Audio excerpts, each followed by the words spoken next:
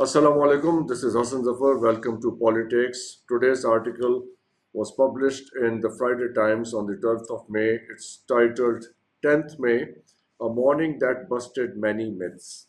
The early hours of 10th May marked a seismic shift in the region's strategic calculus, shattering several long-held myths that had hitherto shaped perceptions of Indian and Pakistani military and political dynamics. Foremost among these myths was the belief that Pakistan, lacking the conventional might to counter India, would inevitably resort to nuclear deterrence in the event of conflict. Yet, recent developments have shattered this notion, showcasing Pakistan's capacity for a robust conventional military response. Similarly, the legendary invincibility of Israeli defense technology, including drones and the Iron Dome, was found wanting, as both systems failed to withstand targeted countermeasures. Furthermore, India's reputedly decisive political leadership, long celebrated for its strategic clarity, its offensive defensive doctrine, has revealed a troubling lack of coherence under pressure. Equally exposed was the myth of Indian diplomatic ingenuity. India's complex foreign policy, balancing defense ties with Russia, strategic alignment with the United States, and economic courtings of Gulf monarchies, has often been hailed as masterful. Recent responses, however, suggest frayed alliances and diminishing returns. Another fallacy that collapsed was the claim that Pakistan's social fabric and political divides would unravel under attack. On the contrary, the country exhibited profound national solidarity in the face of aggression. Lastly, the myth of Indian advancement in information technology has also been busted. While the intellectual pedigree of Indian technocrats is not in doubt, recent cyber vulnerabilities laid bare a fragile digital infrastructure, discrediting long standing narratives of Indian supremacy in the global tech arena. The morning of 10th May has, in effect, altered global perceptions of the strategic balance between the two nuclear armed neighbors. It has also reshaped the concept of modern warfare, leaving the world stunned as Pakistan launched a calibrated and effective response to Indian aggression that began in the early hours of 7th May. What occurred that night was a moment of profound shame. Indian missiles struck several sites within Pakistan, claiming to target terrorist hideouts. In reality, the attacks killed entire families, women and children, as young as 5 and 7. These were not combatants. They were innocent civilians caught in the crossfire of a manufactured narrative. The world bore witness to this brutality following a false flag operation in Pahalgam on 22nd April.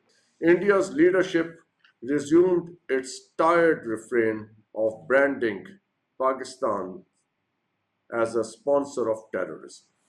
In response, both civilian and military leaders in Pakistan jointly attended the funerals of the victims. Meanwhile, India's Godi media falsely reported that the Pakistani military was mourning terrorists. It wasn't only the Indian media indulging in such distortions. Sky News anchor Yalda Hakim hosted an Indian on her program who shamelessly presented a photograph of Pakistani officers attending the funeral as supposed evidence of Pakistan's support for cross-border terrorism. This incident exposed yet another myth that Western broadcasters, such as Sky News, maintain journalistic neutrality. Hakim's widely circulated photograph with the Indian politician on social media speaks volumes about her biases.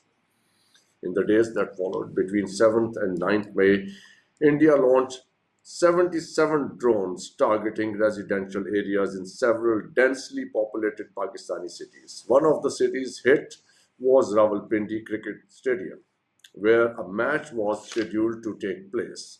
No Indian official offered any explanation as to what terrorist hideout existed at these civilian locations, nor did the likes of Yalda Hakim bother to question such attacks on air.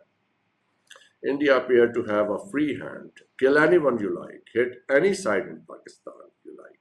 And so it continued. In the face of this aggression, the people of Pakistan, shocked at first, responded not just with memes and satire, but also with an increasingly unified public voice.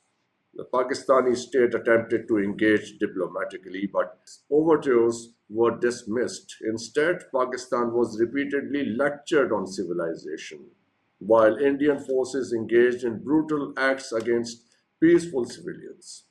The Godi media celebrated these scenes, and figures like Hakim parroted their narrative, presenting images of innocent victims as supposed proof of Pakistani terrorism. On the night of 9th May, India struck Noor Khan Air Base in Chaklala, Rawalpindi, along with several other airfields across Pakistan.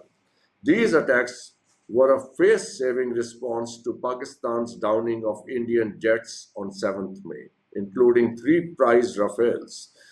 Initially denied by the Modi government and Indian media, the truth emerged after CNN and other credible outlets confirmed that the jets had indeed been brought down by Pakistan Air Force J-10s using PL-15 beyond visual range missiles.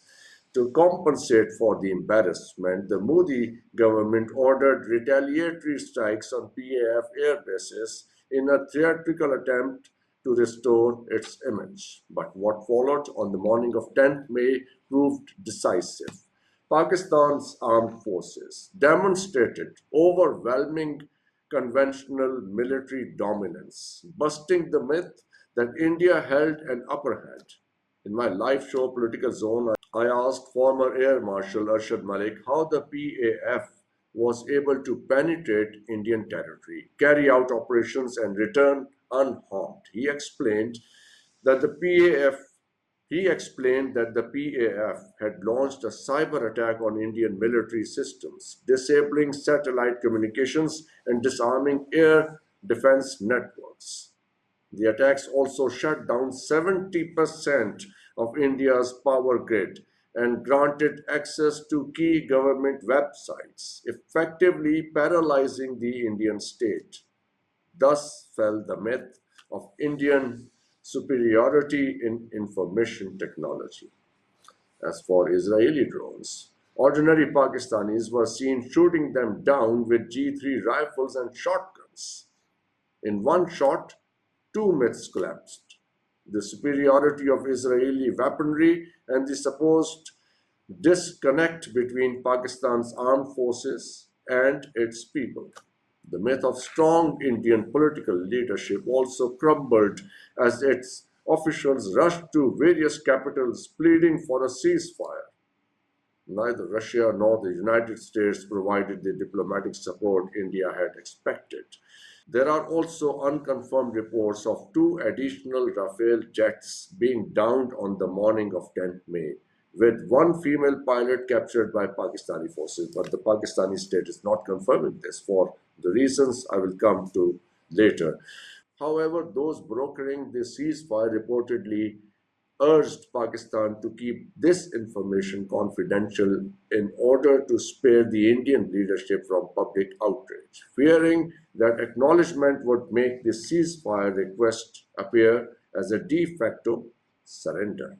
A press conference in New Delhi by Foreign Secretary Vikram Misri and the images from Prime Minister Modi's emergency cabinet meeting spoke volumes.